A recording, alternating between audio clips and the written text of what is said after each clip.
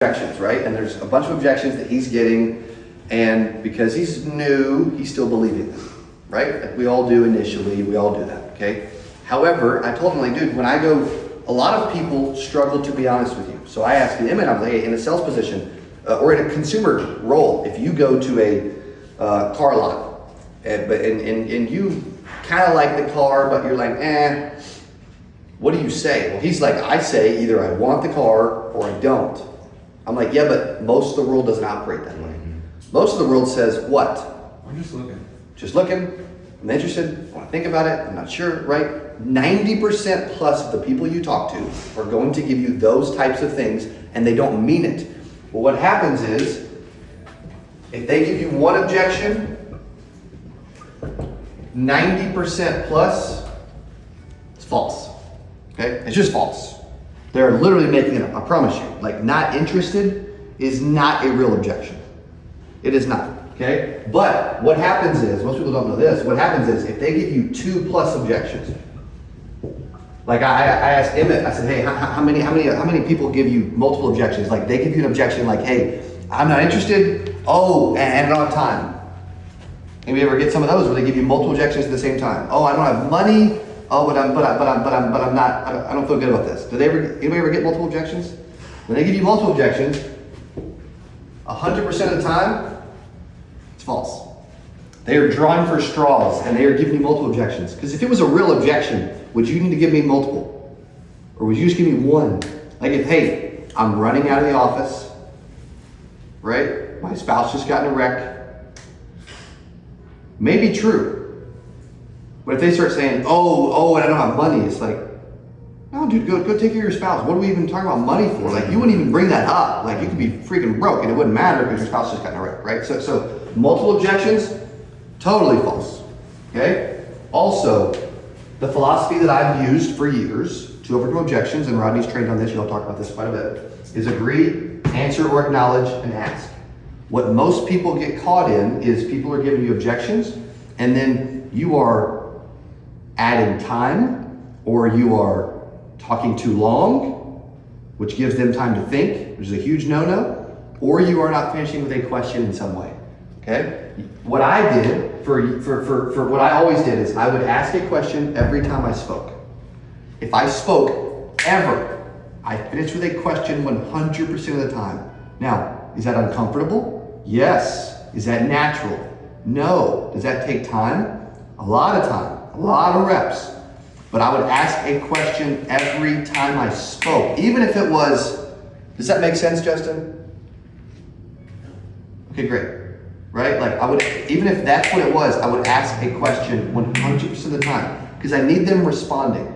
Because what happens on too many sales calls is they give you objections, you start responding to them and doing all the talking because all they did was take control of the car.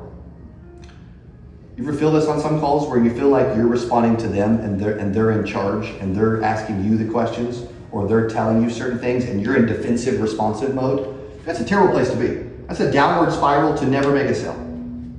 Like you're not gonna make a sale when you are in that loop, right? That's that cycle. So ask a question every time I speak. Also, if I have an example of like someone says, I'm not interested, right? Okay, I can still agree, answer, and ask, right? So in that case, I'm not interested, okay? Understood. I've had a bunch of people over the years that came to us that weren't interested. But once they saw how we were winning, they became more interested. So is your interest level like, you're interested forever? Or are you just not interested right now? And then they say, well, I'm just not interested right now, okay? Also, you will notice how short my responses are. Most of your responses are way too long. You said right now, why not? It's because I don't have the money. Oh, so it was a different objection. They just didn't want to say they were broke. Very few people will come out and give you the real objection if it is embarrassing to a degree. Okay? So then if they say I don't have the money, now you've got something to play with a little bit. Okay, when you say you don't have the money, how much money do you have or not have?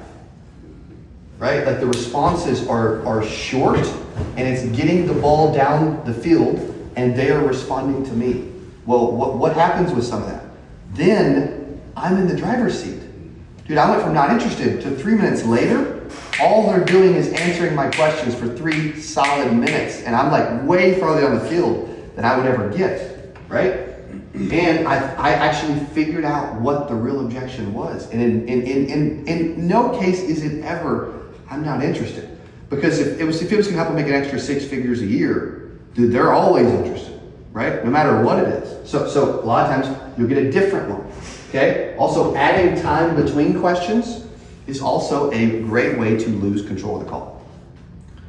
Over talking and adding time, or you having to explain or ask your question with 7 questions tied into one, or you over explaining and adding all these words that don't mean anything, or just talk because you're like unsure of where to go and you're kind of just swimming. Does that make sense? Where you're just like swimming and you're like, I'm grasping, I'm trying to figure it out, I don't know what to do, I don't know what to say.